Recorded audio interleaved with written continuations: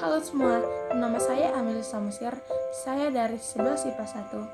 Sekarang, saya akan membacakan soal dan juga jawaban dari tugas biologi pertemuan ketiga.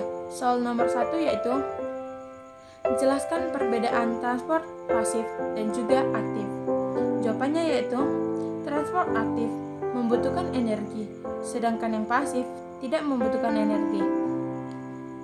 Transport pasif melibatkan molekul atau zat terlarut yang mengalir sepanjang gradien konsentrasi, sementara transport aktif melibatkan molekul atau zat terlarut melawan gradien konsentrasi. Soal yang nomor 2 yaitu, jelaskan sifat-sifat membran sel. Jawabannya yaitu 1. Impermeable, suatu keadaan di mana semua zat yang ada di luar tidak dapat masuk ke sel karena adanya mekanisme penolakan. Sifat yang kedua yaitu semi-permeable, suatu keadaan di mana hanya zat-zat tertentu yang hanya dibutuhkan sel saja yang dapat masuk, sedangkan zat lainnya tidak dapat masuk. Keadaan inilah yang lazim ditemui pada saat jenis sel.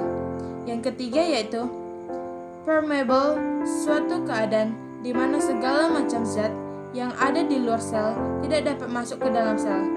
Keadaan ini ditemui pada sel-sel yang membrannya sudah rusak sehingga sel tidak dapat bertahan hidup. Nomor 3 yaitu, jelaskan perbedaan endositosis dengan exositosis.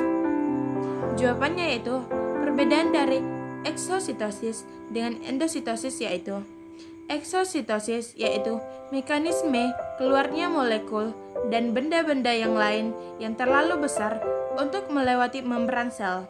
Sedangkan endositosis mekanisme yang membawa molekul masuk ke dalam sel.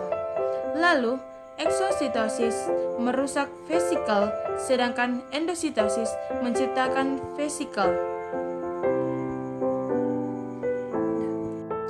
Soal yang nomor 4 yaitu, jelaskan keadaan sel hewan dan seluruh tumbuhan jika dimasukkan ke dalam larutan isotonik, hipotonik, dan hipertonik. Jawabannya yaitu, larutan isotonik adalah larutan yang konsentrasi zat terlarutnya sama sehingga tidak terjadi pergerakan air. Sel hewan dimasukkan ke dalam larutan isotonik, kondisinya akan tetap normal, volumenya stabil. Begitu pula dengan tumbuhan yang dimasukkan ke dalam larutan ini, maka tidak ada kecenderungan air akan masuk ke dalam sel yang menyebabkan sel tersebut mengalami plasmosis sehingga menjadi lembek. Dan soal yang terakhir yaitu nomor 5, soalnya yaitu, jelaskan teori mozaik cair pada membran plasma. Jawabannya yaitu, disebut teori membran mozaik cair yang menjelaskan bahwa membran sel terdiri atas protein yang tersusun seperti mozaik atau tersebar dan masing-masing tersisip di antara dua lapisan fosfolipid. Membran sel merupakan bagian terluar sel dan susun secara berlapis. Sekian dan terima kasih.